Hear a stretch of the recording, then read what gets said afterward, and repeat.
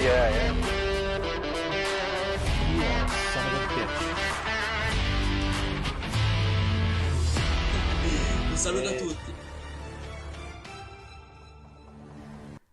Ciao Juventini, welcome back to the All Juve Cast channel. It is Derby Day, that's right, Derby d'Italia today, Inter versus Juventus, another big one. Everybody here ready to go. I got Lucci, I got Anthony. Good morning, gentlemen. How are you doing today? Sun's up, it's Sunday morning. Let's go, boys. I'm amped. Are you amped up? TFC, I am big amped win up. yesterday. TFC finally did win, yes. There we Jesus Christ, guys, come on. TFC. go. Big game today. Big game. Don't have the stomach churning yet. Got my coffee. Hopefully I don't throw it up before game time. But yeah, I'm ready to go. All right. Mm-hmm. Acid coming in here. Acid. It's a little early for Acid, but let's see what happens here. If today Lazio win or draw and Juve win, we are just 7 points from Champions League qualification without getting the points back. The points are coming back, baby. Crazy stuff. And we'll talk a little bit about that whole scenario and if it's to Juve's strength or to the league's weakness that's even a possibility, right? Anthony coming in here. Ciao, guys. Expecting a win today. I hate Inter. Hey, let's go today. We gotta take it to him. Bobby Yoga sa andiamo, Forza Juve and AJC. Let's go. Jeremiah, Bob is pumped this wait morning. for the prediction challenge, my man. Holy, Wow. settle down, man. Settle Wasting no down. time today. Take it easy, Bikram J. Forza Juve. Biggest game of the year for me is this one. It's always nice playing close. Merda there and hopefully taking it to them. Now, we had some, and I'm going to ask Lucci about it because he was involved in this discussion. I saw they're saying that which game was more important, the European one or the league one. So we'll get his thoughts on that one. I didn't necessarily agree with his take, but that's okay. We'll get into it. Alex P. Ciao tutti. And I want to give a shout out to Remo, who cannot join us today, but he sent his well wishes to everybody at the AJC and the AJC Army, just saying, hey, today let's beat the piss out of Inter Merda. And he said, what's up to everybody. So thank you, Remo, for reaching out. I'm not going to lie here, everybody. It is an extremely quiet day when it comes to the news. There was basically sweet FA coming out today, okay? And that's all right. We do have a little bit of news from the past couple days that we can get into. But for the most part, the news pretty quiet. Tanti auguri do go out to Gleison Bremer, though, okay? As it is his birthday. Let's get the big man a victory on his birthday, okay? And let's get the job done there. Is he our best signing this offseason? You can definitely make a case for it, but I don't know. Yeah. Di Maria's been a different player ever since the World Cup. That is correct. So first half of the season, yes. Second half, post World Cup, 1A, 1B, I think. Yes, I would agree with that. So Di Maria, you put slightly over Bremer for best signing, best pickup? Yeah, the guy scores a lot of goals. He scores a lot of goals. What do you? Very influential to our attack. That is for 100% certain. agree.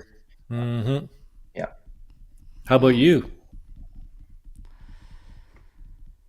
I think, it's pretty tight.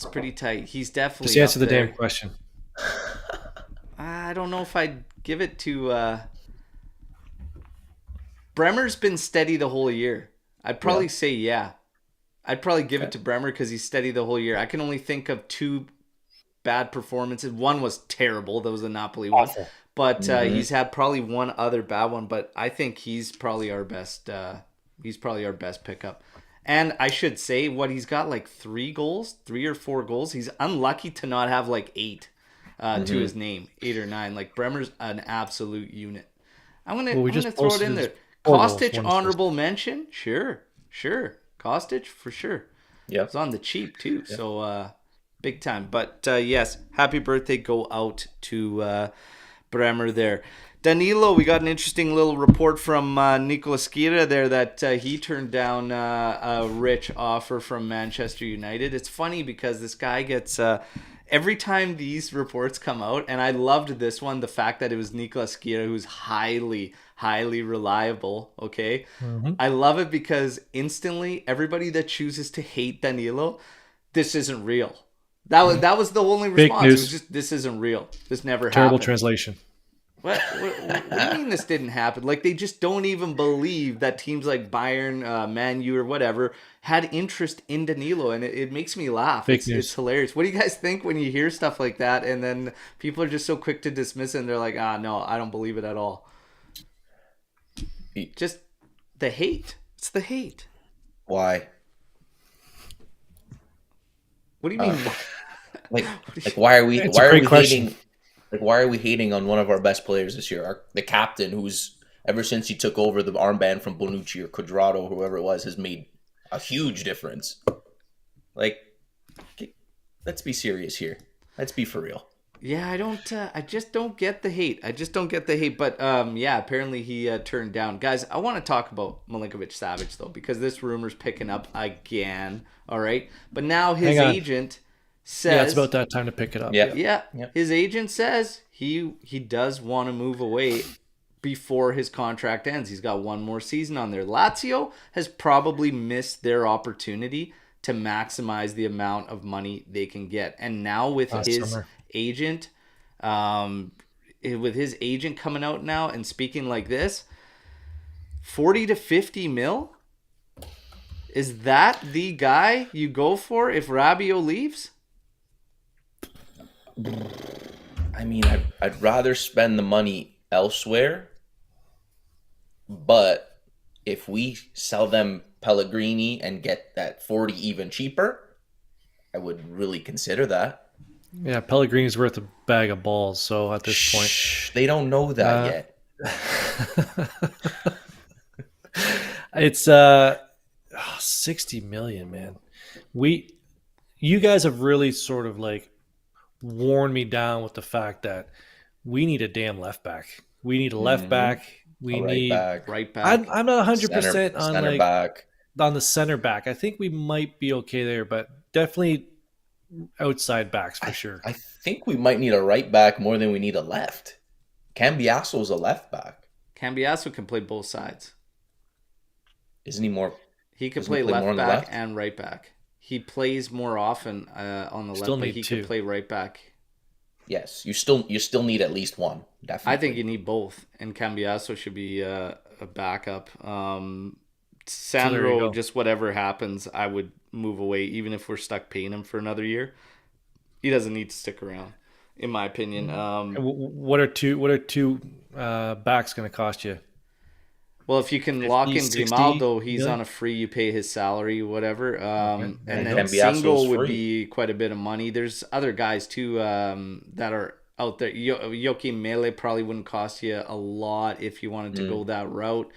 Fresneda was one that we were linked to for a while there, but he's going to have a lot of interest. So it's going to be interesting to see what develops. But yeah, I don't know. Sergei Milinkovic-Savic is an interesting one. You have Rabiot, who's making around 7 now. Sergei Milinkovic-Savic is making next to peanuts at Lazio right now. So you could even bump his salary and be less than what you're paying Rabiot currently. And for the output he's had consistently in seasons, this is something you'd have to seriously take a look at. The other biggest thing for me is the uncertainty of Paul Pogba, who you're locked into. Sergei Milinkovic-Savic becomes the exact guy that would be playing essentially how Pogba kind of does. So it's kind of an interesting one there. But for me, I feel like it's kind of not going to materialize anything with Sergei Milinkovic-Savic. I feel like Lazio would rather lose him on a free than give a discount to Juventus. And I honestly, truly do believe that. So it's just interesting to get thoughts on Sergei Milinkovic-Savic every time he comes up. He just turned 28, right? Yeah. In February. And I always wondered, why do you pronounce his whole name whenever you talk about him, Al? You always say Sergei Milinkovic-Savic. I don't know. Does everybody do that? I don't know. Maybe so we're not confused with his brother, the keeper? I don't know. Fair enough. We're not paying $40 million for him. What did we pay for Locatelli? 40? 40. Yeah, I think it finished up around 40. It's probably I think realistically Milinkovic Savic. Sorry, well there you go. I think Savic should be in that range, even though he's older than what Locatelli was when we purchased him. 28. Oh man, that Lotito, he's the wild card. Who knows what he's gonna want? I can't see him doing it. Can't see him doing it. Yeah, I agree with that. Yeah. Hey, big, much needed win for Leeds yesterday. Another step closer to keeping McKennie. Let's go. Let's go. Let's go.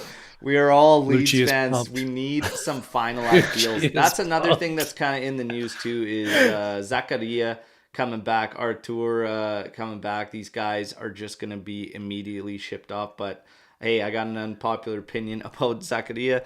It's probably not going to happen. But yeah, we need some finalized deals. There was also a tidbit in the news about the Artur deal and the Pjanic deal, and that's in regards to the investigations and everything. And apparently, now Idiots. this was one hell of a thread, but correct me if I'm wrong. Is that deal is one of the ones that they based their principles of everything against Juventus? However, it's not actually documented. Is that what I gathered out of that, Anth, or am I wrong? Yeah, hang on, I'm bringing it up. Okay. I'm bringing it up. I got his blaster pull that quick. up right now. Yeah, Michael Rasso so jumping in here. Ciao. So basically, what they said was we breached Article 4, which is the fairness policy. I have that written down somewhere. Let me check really quick. There's Article 4 and Article 31 that we breached. Article 4 is, I got it right here. Bear with me. Hang on. Yeah. Italian FA rule of fairness. So they said we breached Article 4 because of that deal, but the Arthur Pjanic swap wasn't in the prosecutor's appeal submission, but it was mentioned, it was cited 8 times in the ruling. So Juventus is like, that wasn't even evidence that was presented to you, numbnuts. So why is it in your ruling? It's wild, man. It's a clown show. Like, what are we doing here? That alone, I'm completely on board now with the 15 points coming back. When I read something like that, it's like, it's hilarious. How can we not get those points back? Yeah, the whole thing is absolutely hilarious. Absolutely hilarious. But Clown when show. I read that, I honestly figured that I had misread or I didn't understand it because I was like, this can't actually be true. Like, it's such a joke. But regardless, that's kind of the news. Okay, let's get to the goods. Let's get to the Derby d'Italia, okay, and what's going to go down. Reminder to everybody, I am going to be doing the live watch along. I'm going to be joined by the official fan club in Toronto, okay, for the watch along. So we're going to bring some Juventini there in for some pregame discussion about a half hour before kickoff. And then we'll just have a camera feed there watching their reactions while I commentate on the game. It's going to be a lot of fun. Everybody that's in here now, hey, like the video and subscribe to the channel if you're new here. So Inter Juve, okay. First of all, for anybody looking to play some wagers, Inter is the favorite in this one based on the odds. They will pay 2 times your money if they win. A draw pays almost 3.5 times your money, and Juve winning just shy of 4 times your money. That's a decent one to take up there, I think. Without getting to predictions and everything, of course. But Inter's going to be stretched defensively in this game, too, if you start looking at their lineup and how banged up they are. So Bastoni's not going to be in the squad. And Skriniar's doubtful, obviously not going to be there. Gosen's an injury doubt as well. So we're going to have a backline for them, potentially, of De Vrij, Darmian on the right side of him, and Acerbi on the left. Holy Christ, is it time to feast? Hopefully we could take advantage of that. That has to happen. In the midfield too, it's a little bit makes you so Mkhitaryan, Barella, and then Çalhanoğlu is going to be the one pulling the strings in there, right in the heart of that midfield. Up top, Lukaku's starting to get some goals there, but Lukaku and Lautaro, like, I expect Bremer to just absolutely rule out Lukaku with ease, and then it basically falls to just monitoring Lautaro.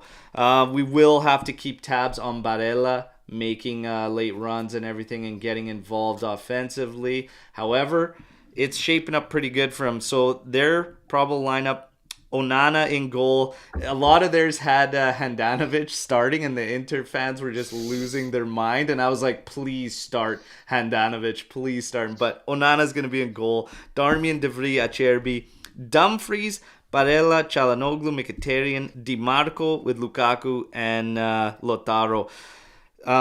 We'll get to Juventus. Essentially, we know where we stand. There was a couple question marks. Otherwise, everything's pretty much the same. But Gatti should be getting a follow-up start after a great showing against Freiburg. And then Sule could be heading for the start, partnering up Vlahovic. So for Juventus, you're looking at Szczesny, you're looking at Gatti, Bremer, Danilo. De Sciglio, rather than Quadrado, is the latest one that I've seen, okay, on the right side. And then, of course, Fagioli, Locatelli, Rabiot, Kostic with, like I said, Sule and Vlahovic up top. So here we go. Basically, the instant matchups right out of the gate is Dumfries and Kostic again going at it. And we remember what happened the last time in Kostic. I haven't seen somebody do that to Dumfries with relative ease, but just take the game to him. So that's going to be one matchup. On the other side, a lot of questions. Why De Sciglio over Quadrado? Well, I think probably because Di Marco is actually very active offensively for Inter. And probably going De Sciglio because that's going to be the flank where we kind of fall back on and just want to keep him covered. So that's my guess. Everything else, hey, it's fine. That's our best midfield trio, but those are the matchups to watch out for. I feel really good looking at their lineup and looking at ours. Guys, your thoughts on the lineups and how they match out. We're not going to do predictions just yet. We'll talk more openly and then get to predictions at the end. But your guys' thoughts. And Anth, why don't you kick us off? Yeah, so on Thursday night, Lucci and myself were on the Interviews podcast. So it's Inter podcast. Nice gentlemen, Johnny and Alessandro over there, welcomed us with open arms. We had a great time. It was about an hour. So you can find that on all your listening streams, not on YouTube. It's just a podcast. So it was good. And they had nothing but glowing negativity for their own team. Like they are not confident in their team coming into this game, whereas Lucci and I were a little bit on the opposite side. We're probably the best form we had. Okay, we lost to Roma, but coming into this game, Lucci had a lot of good points about the matchup. So I suggest everyone goes and listens to that as well, just to hear kind of the other side. I know people hate Inter, but they're nice dudes. Anyways, the only concern I have with the lineup, and I'm going to sound like an old man, is that Inter may not have a strong lineup, but it's the derby. Even the bad players go up a notch. So Fagioli's gonna have to pick it up. If Sule's in there, he's got to pick it up. Gatti. Yeah. I'm a little concerned about the young guys because, like, when you're up against men who are picking it up a notch, well, Gatti can handle himself, but that's the only concern I have. But Allegri has not got a lineup wrong in a while, so I have to trust him on this one. And to the flip side of that one, while I can understand where you come from, Sule against Acerbi should eat that up all day. It should. How shifty and how quick and agile Sule is, I think Acerbi's in for a nightmare, to be honest. I like that. I like that. Even if they want to switch sides, which they won't because they'll play Darmian on the right, but even if they were to move him over, I like Sule's chances of going at that back line. Vlahovic is going to occupy De Vrij, no questions about it, and potentially call in for a second. So this is why it's crucial that Sule has a good, strong showing, because they're going to want to double up on Vlahovic based on how we play. Guys like Kostic and Sule are going to be huge. And we have to throw in one more out of the middle, most likely Fagioli. So Fagioli is going to be a key guy to watch. Lucci, how do you feel about lineups matching up and the young kid getting the start, Sule? Yeah, if he does. You know what? I surprisingly agree with Anth. I am a little nervous for the young guys because, this is like Sule. When's the last time he started a game? Has he even started a game at all this year. So it's going to be a big test. We know he has the talent. But like Ant said, this is a big game, and if big game players turn it up for this derby, so Big game players. I'm a big Sule fan supporter, so I hope he does We all well. Gatti, I just want to see him body Lautaro, throw the shoulder, maybe toss in a little elbow here, just get under his skin, piss him off. Red And cards. no, just a yellow. He'll be fine with the yellow. Just, an early little, forearm shiver. He'll be on the ground crying, and I'm optimistic. I hope Vlahovic can keep his goal scoring form going, but I'm confident. And I don't say that often, as you guys are well aware. Yeah, if I'm looking at these lineups again, even factoring in the young kid getting the start, and this is not going to be like, we saw earlier Byron Echea getting a start in the Derby della Mole, and now all of a sudden you've got the Derby d'Italia and Sule getting a start again. Probably, obviously, more to do with the fitness of Di Maria and Chiesa and whatnot, and what Max is trying to do. But man, I still like that kid up against that back line. And he's going to play it potentially a lot differently than Di Maria. Like Sule, I can't see Sule dropping back as deep as Di Maria does.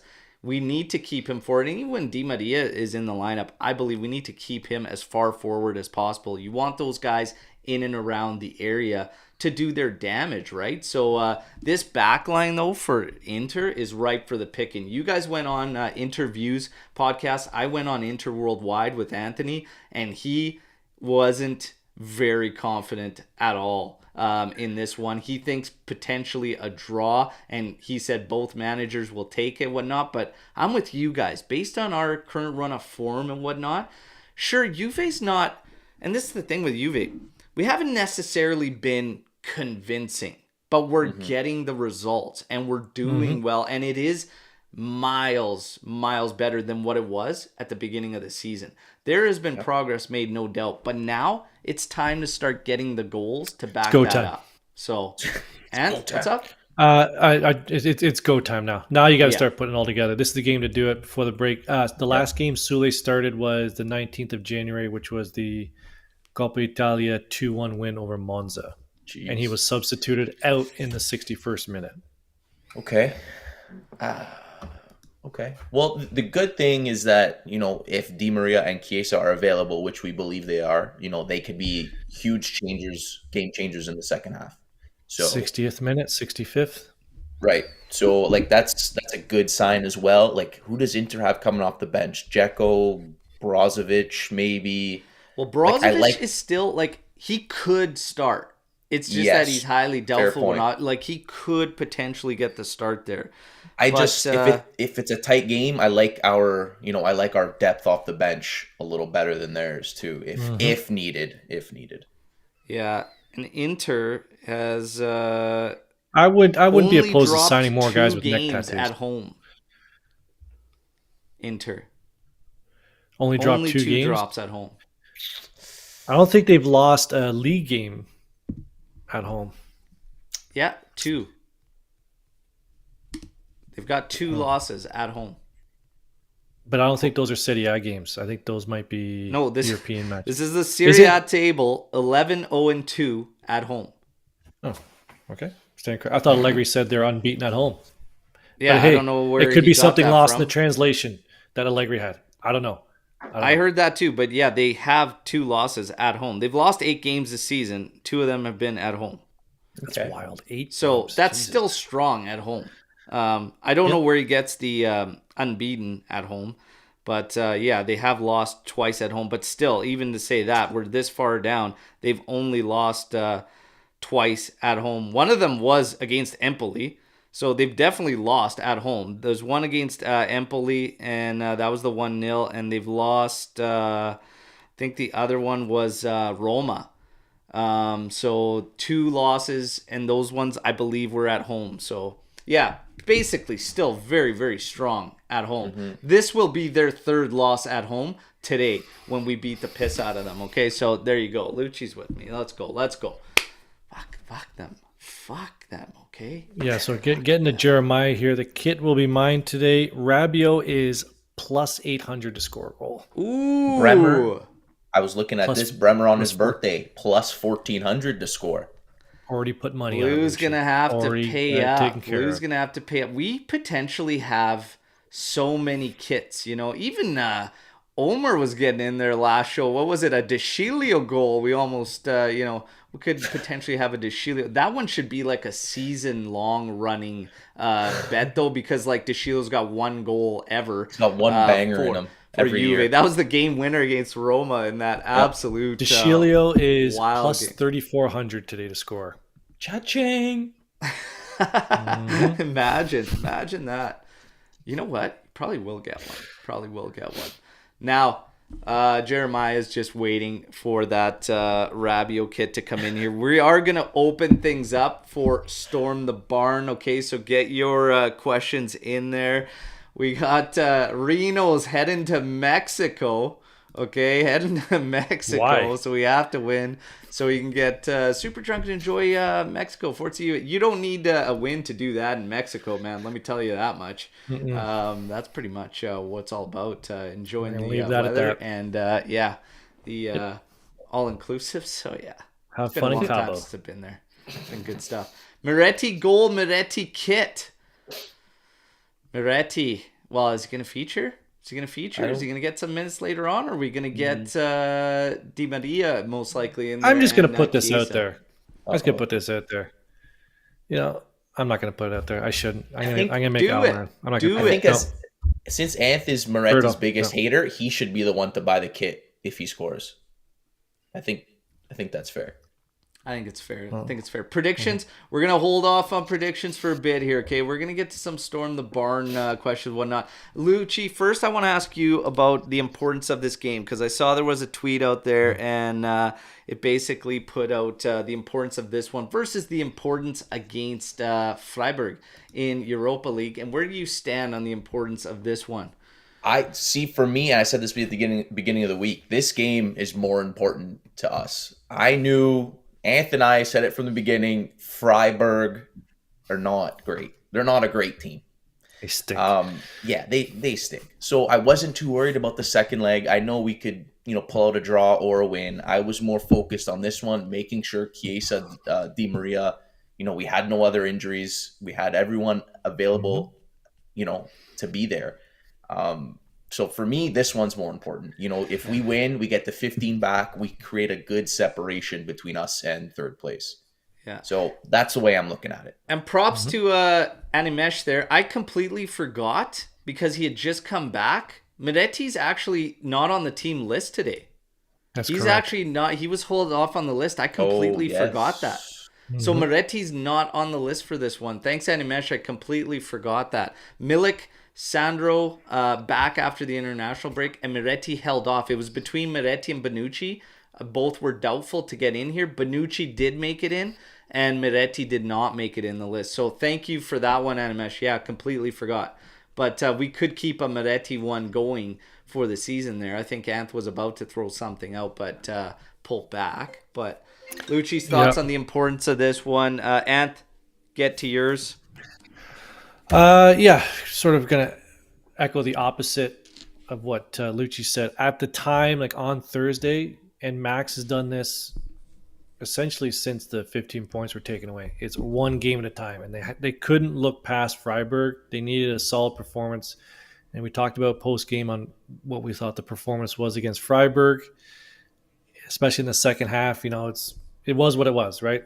People are going to say, oh, that's sort of not how you want to lead into the Inter game, but they got the job done. They focused on that game. Now you got to focus on this one.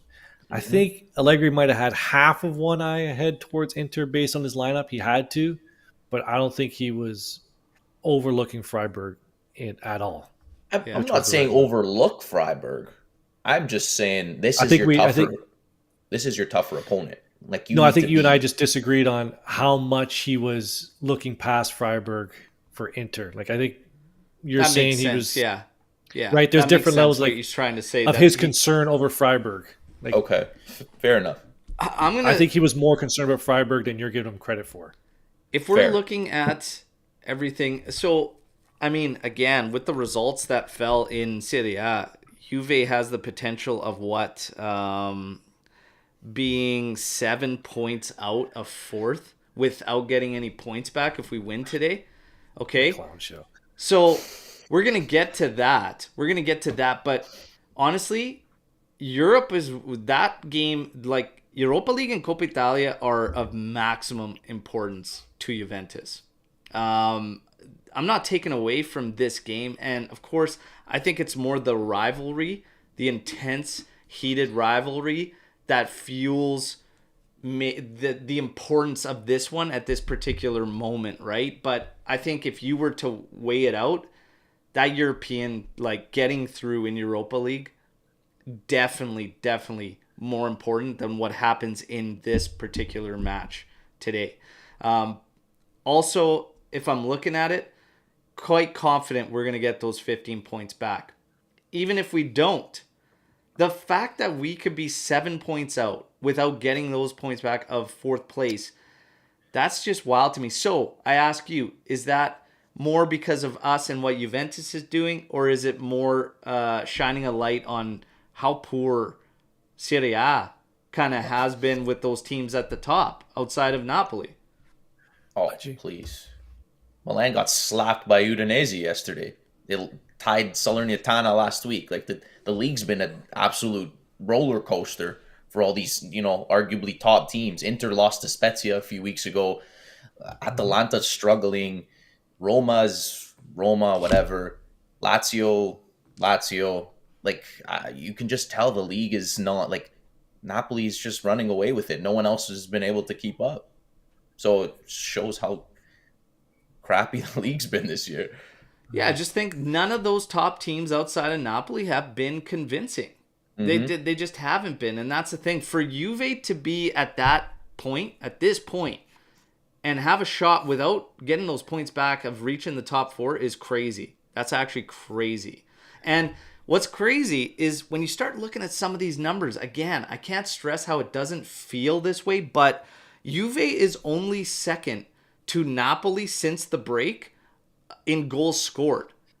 3 goals behind Napoli since we returned after the break. Napoli scoring 23, Juve scoring 20. Does it feel like it's been like that? It doesn't. No, it doesn't. I'm surprised we scored 10. But Juve has the third best defense in goals conceded, only conceding 22.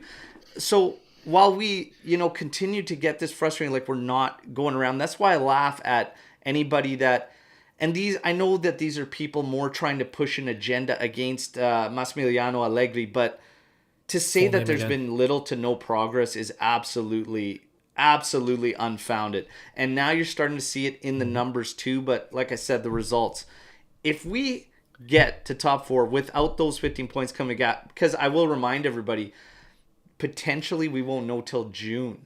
Okay, there is potential there for this thing to drag out till June. So for us to be in that spot, be able to get in there, again, still some credit has to go to the team. But yes, none of those teams have been convincing. But hey, I tell you, since the points come down and whatnot, I can't think of another coach I would have wanted. And I said this on the Inter show for them, because one of the questions they asked me was, who would you rather want coaching, Massimiliano Allegri or Inzaghi for your team? And I said I didn't want Inzaghi when he was rumored back when we went to Saudi and whatnot. I didn't want him at that time, and I still wouldn't take him.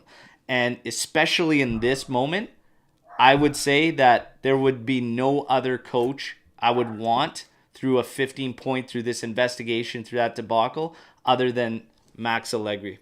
Do you guys have anything to touch on that as far as the numbers, those stats, right, since the break and whatnot? That's kind of wild. I've been saying it for a while. It's like I understand people have agendas, and I don't know if they just want to portray themselves on the Matrix as having an agenda and don't want to move off it for followers. I don't really get it. Like, I don't get how you can't change your opinion on things or admit when you're wrong on stuff. Now, I'm not even going to talk about Lou and Rabiot because he is way too far gone to convince him of how Rabiot's playing. But it's an example of, like we'll just stick to Max. Like, it's okay to say, oh, he's done a pretty good job, everything considering. Now, you can say that, and in the next breath, you can say, I don't think he's the coach of the future. it's okay to say that. I think we all agree that moving forward, he's not the guy. But and there's I guess I don't want to jump to the Storm the Barn question. I'll save that from Anthony for later. But it's going to be hard to get him out of that seat over the summer. He's going to have his little PowerPoint presentation to say, "Look at everything I did with what I had." Yeah. Do they have PowerPoint? Does he know how to use PowerPoint? I'm not sure they even have a complete Now, Microsoft Windows. Or Do they Office even over have there. projectors in Italy? Like, how does that I'm work? glad Mark brought this up because this is the craziest thing about it. As far as what this team has been through, whatever. And what did I say right around that break? If you guys remember, I said no team is more battle tested going into the second half of a season than Juventus with everything they've had to endure and go through. This team was completely ready, and that is a big credit to Max Allegri. But we did have him potentially fired in October, but that's what makes it even more impressive, because I said there is no way I could see a turnaround, definitely not a turnaround to this effect happening, and that is a huge credit to not just Max, the players, everybody involved, because they've had a crazy turnaround. Could you imagine Conte in this situation? Conte would have had a novel of excuses in this moment, and he would have probably fired away at the roster and the young players. He would have probably disintegrated Paul Pogba and whatnot. Yeah. So it would have been insane. But I got something for you too. Fire away, and then we got some Storm the Barns built up. We'll get into if Max gets into a European spot, let's say top 5, not that conference league. If Max gets this team to 5th without getting the points back, is he the manager of the year?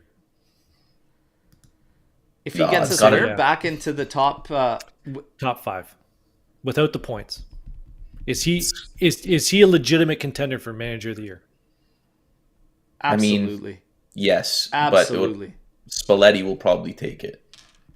Okay, I mean, he might not win, but I think Spalletti could definitely in the argument for Napoli and obviously the win and whatnot. But I think it'd be crazy to not have Max in there. If you're 15 points and you get back in there, top 4 for sure. But I think Spalletti with the achievement and what it is, I mean, they're third Scudetto or something like that.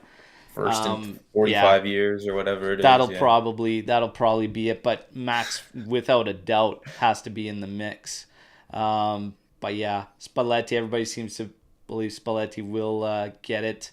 What bothers me the most about that whole scenario is that the league, as a complete fucking joke, took away the big question of if Napoli could do it with pressure behind them.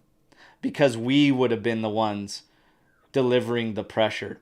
And that's the part that bothers me the most. But I will enjoy having that over Napoli and whatnot, and just let them know that they had to be handed an easier experience. But it's okay. It's okay. It is what it is. Now, it is time, everybody. It is time. The barn, baby. Storm the barn, baby. Let's get into this. Okay. Jeremiah, what do we got? Rabiot renewal at 8 to 9 million a season, or a fresh signing of Sergei Milinkovic-Savic. There I am saying Sergei again. I'm sticking with Rabiot. Wow. Okay, so let's get into this, everybody. Of course he is. You got to pick between the two. Do you go with the fresh signing, Sergei Milinkovic-Savic? Do you go with Are they the same age? Rabiot at 8 to 9 million?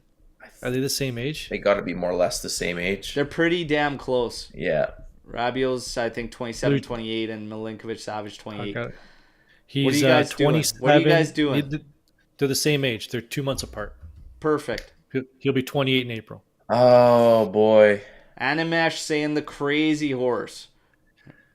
Anthony, at this point, honestly, I never thought I would say this. I would stay with Rabiot. Alex Lucci, P. Rabiot will be much cheaper to renew than to buy SMS. Guys, let's go. If we didn't have to fill holes at right and left back, I would say buy SMS. But the fact is, we have Quadrado leaving, Sandro leaving, whoever else you want to throw in there, Rabiot potentially leaving. Well, I guess, no, Rabiot would stay. So if we'd have to fill those fullback positions, I'd say buy SMS. But for me, right now, it would be stick with Rabiot. So for me, it kind of comes down to the finances. I mean, if we were in a spot where we could do this and buy Sergei Milinkovic-Savic, and it wouldn't be probably so crucial to the rest of our mercado, I would probably go that route. And the biggest reason I would go that route is simply because of the fact of his numbers are consistent. Rabiot has been strong this year, and that question mark will still follow Adrian Rabiot. Whereas SMS, he's been steady Eddie as far as the numbers go, goals and assists, whatnot, season in, season out. But in the current circumstances for Juventus and having to get fullbacks, having to get potentially a center back, and again, uncertainty at the striker role, at forwards, it would make more sense to renew Rabiot. And you would get a benefit of the growth decree as well. If he's willing to come down a bit, that's probably the way to go, in my opinion. But it comes down to the numbers. A couple things for me is how much are we looking wage-wise, Rabiot compared to SMS? If it's 3-4 mil, that's a pretty big difference. It's some around there. Right. On top of that, my concern is, and I know you guys have seen this in other sports too, on a contract year, on their final year of a contract, players play absolutely lights out, scoring, assists, this, that, whatever, and then the year after they sign their big check, they go invisible. And I said this the other night, Anth, if you recall. That's my concern with Rabiot, because where was this last year, the year before? And yes, I understand we've had different coaches. It's been tough for people to adjust. Maybe different systems. Different systems. Maybe he needed Max to get the best out of him. I get it. I just don't know if I'm willing to take that chance at 8, 9, 10 million again. Because, let's say he signs a 3-year deal and he goes back to being the Rabiot of last year or the year before that. We are screwed. Yeah. Fair. So I do have a question for you, though, Al. You guys keep saying this. We have to buy a center back. Now, for me, just help me out. Don't we have Bremer, Rugani, Gatti, and Danilo as center backs? But can't all 4 of those guys play center back? Don't you want a left-footed center back, though? I think Danilo. Here's my method of thinking is because I don't see us staying in a 3-man back. So Danilo as a 2 center back system, not the best. Not the best. Gatti still has a long way to go. Rugani, I think we have to keep the project moving. So somebody's got to be sacrificed. Next season, it's either Gatti or it's Rugani. For me, I would rather keep the project going with Gatti, but I still don't see us, like next year, I see Danilo being our guy on either flank, okay? And playing that. Like, I don't think 3-5-2 is where we land and want to stay with. I think eventually we want a 4-3-3 or a 4-2-3-1, right? We just can't go in that mode because we don't have the fullbacks to support it. That's why I'm thinking center back. I don't know about Lucci. Lucci, you can explain your thoughts. I agree. I would like a left-footed center back because we don't have one. But the problem is, if Bonucci's still around and Sandro's still around, how are you going to bring in another center back? Because Sandro can't play flank. He's got to play somewhere in the middle. Yeah. And you got Bonucci, who's just carrying a wage, and he's not really playing because he sucks. So, you think Bonucci's on the roster next year? Is he not under contract? He is. Are you gonna? But would you retire if you're signed for another year? Because he's got an automatic option. I heard on the that. Wall, man. It's coming in. Free money, man. I'm not retiring if you're paying me to sit on the bench. Now, we do have Dom coming in here on the Rabiot SMS situation saying none of the above. Let Rabiot go. Don't waste money on SMS. Look at other options. Dom, I'm going to ask you this. What other options are you looking at or would you like to see? Okay, just to elaborate and get some of those. But well, no, you laugh, Dan, but really, without those two, the only option you really have without spending money is bringing Zakaria back in. And I agreed with Al about bringing him back for another year to see how it goes. I will third that motion. I really never had a problem with the guy. Yeah. Yep. Anthony's saying, do you extend Max There for it is. 1 year if we reach top 4? So not Well, you necessarily don't a extend contract him. extension because he's got another 2 years He's already after this signed, one. yeah. But does he earn that confidence of keeping around with just top 4? This is an interesting one because our friend on Twitter there, Trevor Adid, actually asked something very similar. And his question was, if Max, if say we win Europa League or whatnot, okay, and finish in top 4 or whatnot, do you move forward confidently with Max? The thing with me and Max is, and I've been saying this for a couple weeks now, and I can't believe that he's gotten to this point, so credit to him. But for me, there's one last piece of the puzzle, and that's the offense. And that's scoring goals consistently and winning even when you concede. Because if to Trevor's question, we win Europe, I don't see us winning Europe unless the offense gets firing. Okay, from here on out. Starts with Sporting and whatnot. So I would naturally feel like that would happen. That's the last piece of the puzzle for me for Max. If he can get our key guys up front firing and we're scoring goals confidently, that changes a lot of the demeanor and attitude from this team. That's the last piece of the puzzle. And then I would feel completely confident. But if we shithouse our way through the rest of the season and the results aren't bad, like Coppa Italia, top 4 finish, whatnot, I would maybe have some doubts if it's a bit of a shithousing and we're squeaking through or just grinding and guys are still frustrated, Vlahovic isn't firing, then I might think a little differently, to be honest. Okay, I think I'm just going to throw some numbers at you. If Rome beats Lazio today, and we win, they will be 9 points up, right? They'll be in fourth. We'll be 9 points out of fourth with 11 games to go. Mm-hmm. I don't know, man. That's a tall task. If Max can pull that off with our schedule in April, build a statue for him outside of Juventus Stadium. If he can make up 9 points in the last 11 games and keep us competitive in the other 2 competitions, put a statue up. April is an absolute horror show for our schedule. And May is not any easier, really. Now, back to the question. Oh, there's a question? Yes. Max, would you keep him around next year? Feel confident about it. Let's go. I think he's done enough. I think he's done enough so far to gain another year. Whether I agree or disagree, but I think he's done enough since January to be the coach here next season. There you go. That's for Matt. Lucci? Anthony on a roll today. I'm going to have to agree. If you asked me this 4 months ago, I would be absolutely hell to the no. And I was going to say, because Lucci was so adamant about getting rid of him at that time. I kind of flipped too in October when we hit that.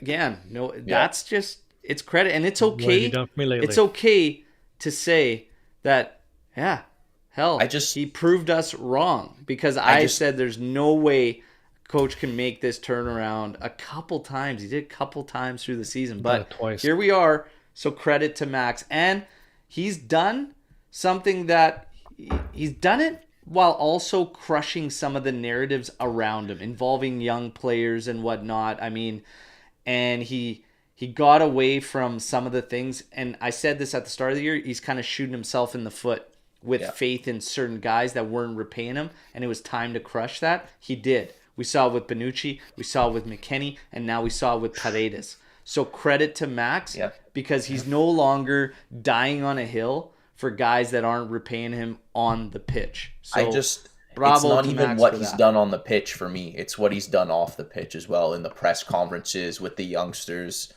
And yes, we could definitely score more goals. We have the talent. Maybe he needs another year to get, once he has everyone there to get, the chemistry up, this, that, whatever. But especially because we don't know, there's a lot of uncertainties next year with the Prisma case and whatever the hell else is going on. I don't know right now. I do agree with this whatever. though, and I said this too. Sublet your friggin' attack, man, if you have to. Give the reins to somebody else in terms of patterns of play, what you want to do up there, get this team Offensive firing. coordinator. Get it. Do it. Get an offensive NFL style, coordinator. baby. Put them up in the booth. Give them the binoculars. Do whatever you got to do, but get it going there. Get it going there. Storm the barn. Keep the questions coming. We're almost ready for prediction time going into this one. We got one here from Bojan here. Considering the crazy stuff, the drama and emotions, is this one of the most fun seasons of late? Certainly is for me. I don't know if I'd say fun. I wouldn't say fun, yeah. I wouldn't say fun, but I would say it's one of the wildest, for sure. For sure, one of the wildest. I think it's been great for us. We've never not had something to talk about. Now, I can't remember who this conversation was. I think it was with the Calcio podcast guys. And the question, I don't know if it was on or off the show. So it was on the Calcio guys. I heard you guys talk. They asked you, is it hard to always just cover one team? Yeah. And I was like, no. You'd be surprised how many times today we went into the green room today. And Al, what did you say? There is nothing going on in the news. How long have we been going right now? Almost we're at an hour. So I just say we find things, and this season we've had no shortage of things to discuss. Yeah. So for that, it's been good. I wouldn't say it's one of the most fun seasons, but it's one of the wildest for sure. Like so much going on, and it's one of the wildest for sure. But in terms of fun, I don't know if I would use the word fun, but it's really interesting fun for sure. No. Who do you give the number 8 to next season? Should be Fagioli, but he doesn't like the number 8. But I would give it to Fagioli. Luca was saying that too. Yeah. Ooh. But he doesn't like it. Maybe Moretti. Oh, that's what I was going to say. One of those two. Give it to somebody in the middle of the park there. But, hey, is what it is. It's what it is. 8, Ant, who would you give it to? That was my number. I was wore an 8. Really? I always thought Locatelli was going to take it, but he took the 5. What about if Rovella comes back? Rovella. I don't know. Usually these guys have to get like some time in and whatnot before they get the number there. Fair. But Fagioli would be the one. But 21 for Fagioli. There you go. Give Fagioli the 10. Tell Pogba to take a hike. Take it easy, Luch. Jesus. There's another agenda right there. What are we going to do? We're not going to change him now, Alberto. That's what his agenda is like solidified. I mean, it is what it is. I would have liked to be wrong, but at this point, he's pretty much proved me right all year. So 100% he has. Sorry, man. Relax. Hashtag sorry, not sorry. Relax. I want a good, solid 2-0 win today. Hey, I'll take a win of any variety. I don't care if it's the greasiest win 9-7. ever. I would actually probably more so enjoy a greasy 1-goal victory. Okay, now here we go. Before we get to that, I got one for you. We were talking about that on the pod this week at the Inter one. We were trying to remember the game where it was back. I think it was a couple years ago where Cuadrado got a late penalty. Was it the same one where Chiellini's ball went in, but they called it back, but then they gave a goal? Was that a 3-2 win? I remember that game? I thought it was 3-1. No, 3-2. he scored a late penalty to win. Okay. And somebody got a red card. Was there a red card in that game? Perisic, wasn't it? Yeah, anyways. Wild times. Regardless. On we go. I'll take that. We're going to talk about I'm gonna Derby have a heart d'Italia attack if that moments happens. and stuff and whatnot. We are going to get to predictions. I'm going to hit you guys before you get your predictions. And reminder to everybody, like the video while you're in here, okay? Almost at 60 joining us this morning. I absolutely love that, okay? On the Derby d'Italia. Get those likes up. We got predictions coming in here already. 3-2 from Omer dropping his prediction in here. Had to sneak it in before we got there because he always accuses us of copying his. Don't worry. I'm staying away from that one. Animesh saying, 3-2 as well. Forza Juve with the 1-0 victory on a header from Locatelli. Jeremiah, now's the time. Let's go, buddy. 3-1. Bremer, Di Maria, Rabiot for his kit, of course. 15 attempts, 7 on target with man of the match being Adrian Rabiot. There you go. Okay, so key stats before we head into this one. Juventus winning 5 of their last 6 Serie A matches. Juventus have won 3 of their last 4 games against the current top 4 Serie A sides. The only exception, of course, being that shitty game against Napoli. Inter have only won 1 out of their last 4 competitive games, while Juve have won 9 of their last 11. Only Napoli and Lazio boost better defensive records than Juve after Juve has only conceded 22 goals. And only Napoli have scored more goals in Serie A at 23 to Juventus's 20 in Serie A since the turn of the year, all right? And Napoli is the only team to collect more victories, 9 to the Bianconeri's 7 out of the 11 games in the top flight in 2023. So there are your key stats, everybody. I want to get your predictions, and after you wrap up your predictions, your player to watch in this one, all right? So let's start off with Anthony here. Okay. There's a lot of bets here that are good. Rabiot plus 800 to score. Juventus 2-1 is plus 1,200. I saw a lot of 3-2s here. That's plus 4,800. I don't think that there's going to be that many goals. No. I really don't. I don't have a feeling it's going to be. But Kostic assist plus 480, Lucci, and Rabiot assist is plus 1,200. There's definitely some chicoria to be made today. I think there's some bets to made. There's some money to be made today. That's for sure. So just get to my prediction because people don't really care about that stuff, except for me and Lucci. I'm gonna go 1-0 Juve today. I think it's gonna be. I think it's gonna be a grinder. I'm gonna go with a Kostic assist on that goal. I'm gonna go 47% possession for Juve, and I'm gonna go 4 corner kicks for Juventus. Interesting. God, it's a lot of predictions there. That's a lot of randomness in that one. Lucci, let's go. I'm going to go a 2-1 victory. I'm going to go 2-1 Juventus plays 1,200. Okay, thank you. Yep. What was I saying now? Dusan to score. Dusan goal. I'm also going to go a Locatelli goal. Locatelli's plus 750 to score. I like those odds. And what am I missing? I'm gonna go 45% possession. Interesting for Juventus. Juventus, yes. 55 for Inter. Yes. So we did hit my score line, I think, but I'm gonna change it. Okay, it's 2-1. 2-1 Juve win, but Juve falls behind in this one. So Inter scores first. That's going to be part of my prediction. Inter gets the first goal in this one. Juve will score 2 unanswered. Will win the game 2-1. And I'm also going to say that one of our goals will come from a set piece. Okay? Okay. So we'll have a set piece goal. And I'm going to say, Jeremiah, you will get your kit today because Rabiot will score one of our 2 goals. Okay, well, hang on a sec. If a corner kick is taken short and then switched in and headed in, that is not a set piece goal. Correct. Is it? No. Okay, just want to check. But for technicality purposes and the prediction game, we will count it as a set piece goal. Just make up his goals as we go. Love it. All right. If a free kick comes in and there's a scramble, the predictions are in. That's a set piece goal. Get those likes up. Predictions are in. Man of the match, like we said, who is a player to watch? Okay, predictions aside and everything. For me, I'm really if Sule gets a nod, I'm really gonna have eyes on Sule. He's gonna have to have a really strong game, and he should against that back line.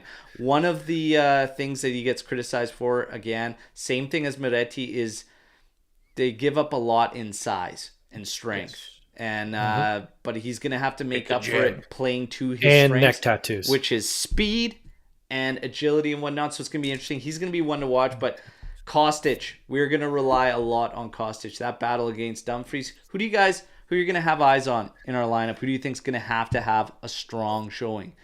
You want me to go? I'm going to go with Bremer, the birthday boy, up against Lukaku, Lautaro.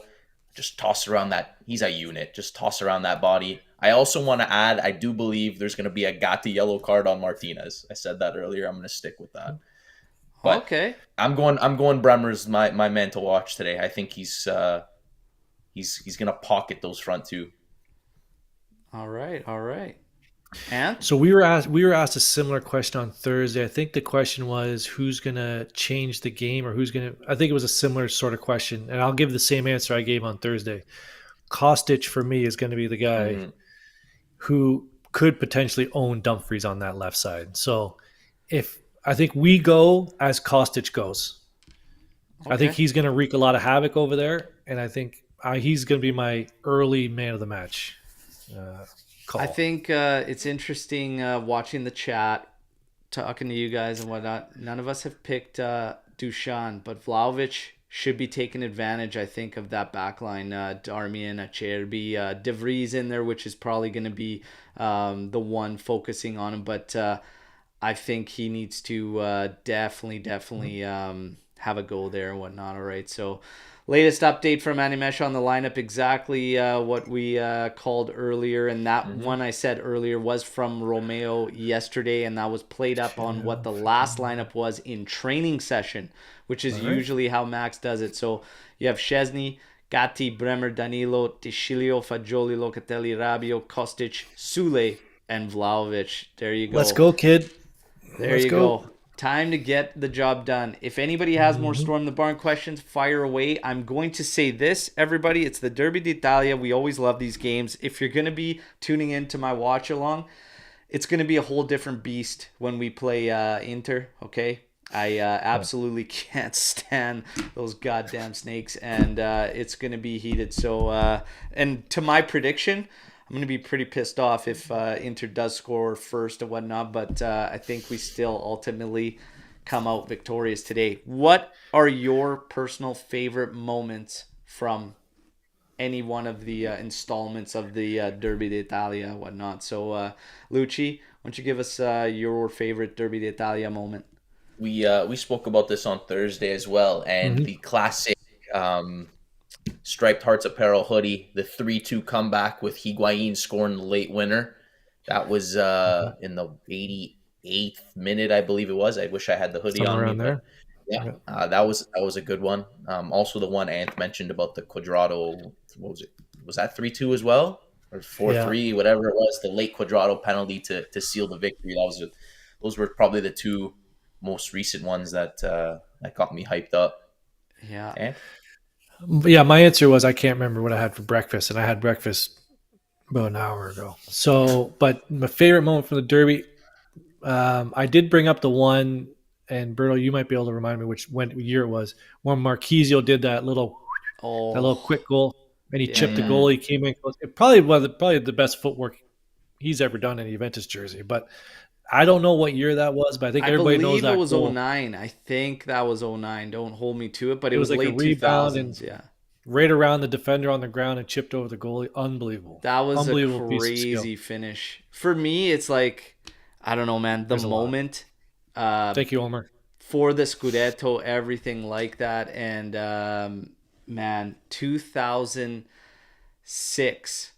And Omar, you've got my moment, but you got the year wrong because it wasn't '02, '03. Unless we're thinking about different ones, but '06 Del Piero free kick. Unbelievable. Late in the game, froze. Who the hell was that goalie at the time for them? I can't think of his name right now. I hated him anyways. I hated Inter, hated their players. Let's find Samuel, out. their defender, was lipping somebody off in our wall there, and you look at the camera pans out to Del Piero's face, and he's just stone cold staring this thing dead, and then he drops a dime right into the corner. You see the celebration, okay, right over my shoulder here. That photo of Del Piero. It's at Yep. that moment. Julio Cesar, thank you. That was the keeper. That was the toilet that I Yep. was referring to. And Played you with see Del TFC. Piero's celly here, Yeah. okay, with the kit on, and he was running, and it just the wind made it look like it was just a huge Bianconeri flag. Absolutely loved it. I always go back to that moment, and that was crucial in deciding Scudetto. And it was '05, sorry, '05. '05. But massive stuff. '05, '06, or '06. Yeah, right before Calciopoli anyways, whatnot. But massive moment. Look, everybody, it's going to be a dogfight out there today, okay? So get ready Especially in my for it. stomach. But Man. based on everything we're hearing today, we're pretty confident. We think Juve's going to get the job done. I'll be here for the watch along. And do not forget, I'm very happy to invite Giampiero, okay, my friend John, and the entire crew at the Toronto official fan club. They're going to be checking it out at the Ferrari Club. And if you've got a fan club near you, again, join up because it's amazing. I wish I had one here closer to me. Vancouver is the closest, and I will be joining Vancouver, okay? I don't know if we're going to have enough time to get it done within this season, but I will be joining the folks there. That is obviously my fan club, since they're the closest, about a 3-hour drive away, but I'm pumped to have them with me on the watch along, and we should have some news to announce that definitely affects all of you in terms of content coming up in the next couple weeks. All right, so everybody get pumped up, do whatever you got to do for your pregame rituals and whatnot, and I will see you, okay, half hour before kickoff. Anthony, you want to join the Toronto fan club? I will let John know, okay? We'll join too. Yeah, there you go. So these guys, Ontario boys, they're going to be in there as well, and you'll get a chance to see these guys and tell them how bad their takes are in person there, Anthony, okay? So there you go. And to close things off, how could we not? Anthony, fucking hate Inter? Absolutely. And we're going to all give them the what? Hey, let's go. Inter, we're coming for you, okay? We're coming for you. Everybody will see you half hour before kickoff for the watch along. Fino alla fine, Forza Juve. Time to beat the piss out of those snakes. Let's go.